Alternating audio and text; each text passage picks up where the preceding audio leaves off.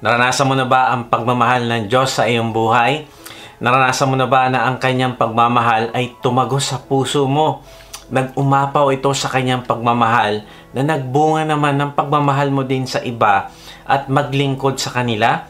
Narealize ko na sobrang blessed tayo ng mga nakatanggap ng mabuting balita ng kaligtasan na sa pamamagitan nito ay nakatanggap tayo ng paglilinis at pagpapatawad sa atin ng Diyos sa ating mga kasalanan sa pamamagitan ng pagbabayad ng Panginoong Hesus sa kaparusahan ng ating mga kasalanan. Dapat tayo ang paparusahan dahil tayo ang nagkasala, pero dahil sa habag at pagmamahal sa atin ng Panginoong Hesus ay siya ang umako ng kaparusahan upang tayo ay maligtas.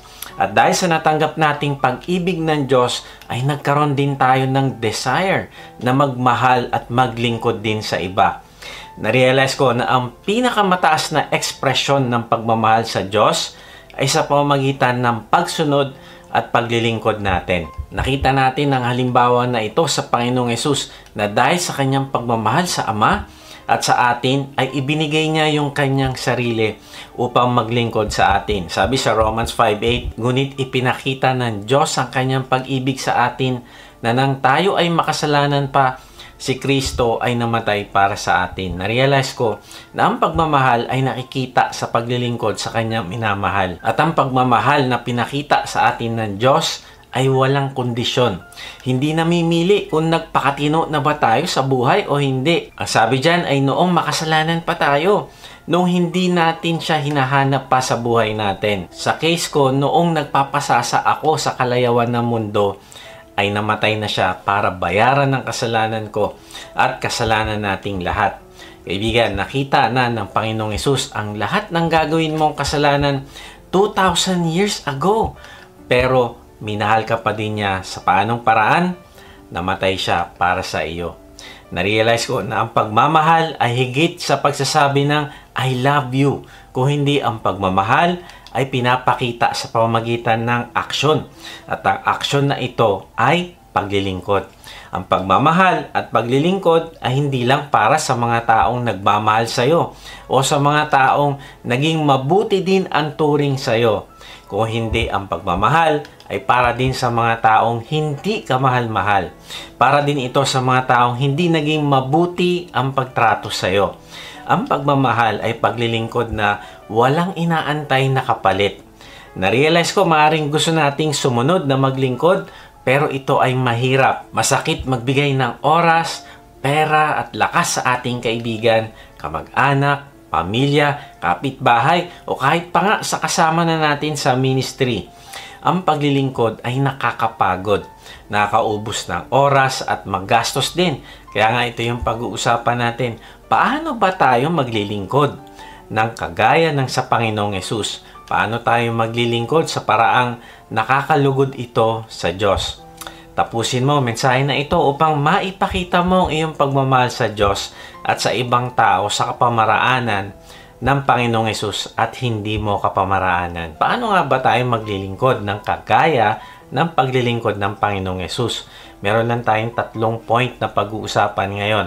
Acrostic natin na gagamitin ay CSI. Hindi siya Crime Scene Investigation. Kung hindi yung letter C, compassionately. S, selflessly. I, intentionally. So number 1, compassionately. Sabi, kung maglilingkod tayo na kagaya ng Panginoong Hesus, ay maglilingkod tayo na may kahabagan sa mga tao. Sabi sa Mateo 9:36 na makita niya ang napakaraming tao, nahabag siya sa kanila sapagkat nanlulupaypay sila at nangalat katulad ng mga tupang walang pastol. Narealize ko na kaya isinakripisyo ng Panginoong Hesus ang kanyang sarili at ginawa niya ang lahat ng kanyang ginawa ay dahil iyon sa kanyang pagmamahal at habag sa mga tao.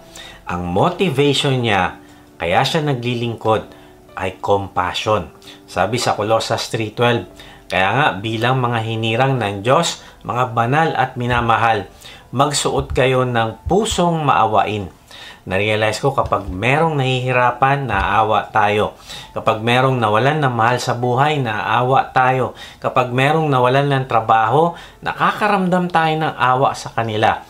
Pero ang emotion ba na ito ay ang kompletong meaning ng compassion? Ang ibig sabihin ng binabanggit na maawain dyan sa talata o compassion sa English translation ay to suffer together, or the heart that trembles in the face of suffering. Ibig sabihin, hindi ka lang basta nalungkot sa pinagdadaanan ng isang tao, kung hindi willing ka ring mahirapan para lang makatulong ka sa kanya na mapawi ang kanyang kahirapan. Yung mga compassionate na tao ay kumikilos ayon sa kanyang pagkahabag. Meron siyang ginagawa, kagaya ng ginawa ng Panginoong Hesus sa atin, na hindi siya pumayag na tuluyan tayong mawasak at maparusahan sa dagat-dagatang apoy dahil sa ating mga kasalanan. Hindi niya sinabing, problema niyo yan, makasalanan kasi kayo. Hindi, dahil sa kanyang awa, dahil sa kanyang habag, sabi niya, kikilos ako. Hindi nyo kaya maging perfect. Ako ang susunod sa mga utos na hindi nyo kayang sundin at ako magbabayad. Ako magpapakahirap, ako magsasakripisyo para sa inyo dahil mahal ko kayo at nahahabag ako sa inyo. Kaibigan, ganun yung habag. Mayroong isang prinsesa na yung kanyang anak ay may sakit. May salot kasing kumalat at nahawa yung kanyang anak. At ngayon, ay malapit nang mamatay. Hindi pinapayagan ng mga doktor na lumapit yung prinsesa sa kanyang anak. Iyak nang iyak ang prinsesa habang pinagmamasdan niya yung nahihirapan niyang anak mula sa malayo. Maya-maya dumilat yung kanyang anak at tumingin sa kanya. Alam mo, naalala nung nanay na may pagkakataon na nadadapa yung kanyang anak at nagkakaroon ng sugat. At ang ginagawa niya, hinahalikan niya ito upang mapawi ang sakit na nararamdaman ng kanyang anak. At naisip niya, bakit hindi ko ito gawin ngayon? Maya-maya pa sabi ng bata, kiss me mama, kiss me. Alam mo, yung mga doktor, pinigilan nila yung prinsesa. Kaya nagdalawang isip yung prinsesa. Pero gustong-gusto niya talagang lapitan yung kanyang anak. At maya-maya pa, tinawag siya ulit ng kanyang anak. Sabi nito, kiss me mama, kiss me. Alam mo, sabi ng prinsesa, wala akong pakialam kung anong gagawin ng mga doktor. Pero ito yung request ng aking anak.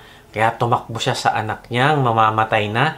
Niyakap niya ito at hinalikan at pagkatapos nun, ito ay namatay. Narealize ko ang pagkahabag ay willing kang mag-suffer kasama ng kinahabagan mo. Kaibigan, ganun ang uri ng paglilingkod na inaasahan sa atin ng Panginoong Hesus. Tinanggap natin ang pagmamahal at grace ng Diyos kaya't inaasahan niya na maglilingkod din tayo na may kahabagan at meron ding grace sa ibang tao. Sabi sa Lucas 6:35, ibigin ninyo ang inyong mga kaaway at gumawa kayo ng mabuti. Magpahiram kayo ng hindi umaasa ng kapalit at ang gantimpala ninyo ay magiging malaki. Kayo ay magiging mga anak ng kataas-taasan sapagkat siya ay mabuti sa mga hindi mapagpasalamat at sa mga masasama.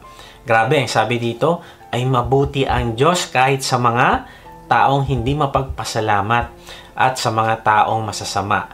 Ito ang habag. Ito ang grace ng Diyos at ang hirap nito isa buhay. Pero sa tulong ng Diyos ay magagawa natin.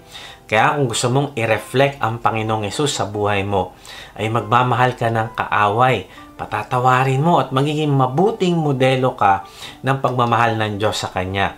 Ikaw ang magiging kamay at paa ng Diyos para ipadama ang pagmamahal ng Diyos sa Kanya. Bakit? Kasi tulad mo dati, siya ay naliligaw at kailangan niya makilala rin ang Panginoong Hesus.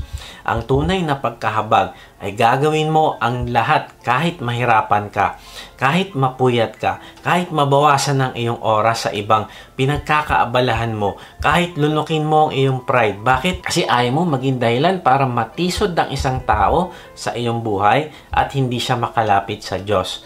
Naalala ko yung aking accountability at prayer partner, sabi niya ay tinuloy-tuloy na lang niya ang kanyang leave nung araw ng botohan kasi meron silang mga kabataan na kailangan paglingkuran sa isang camp o retreat.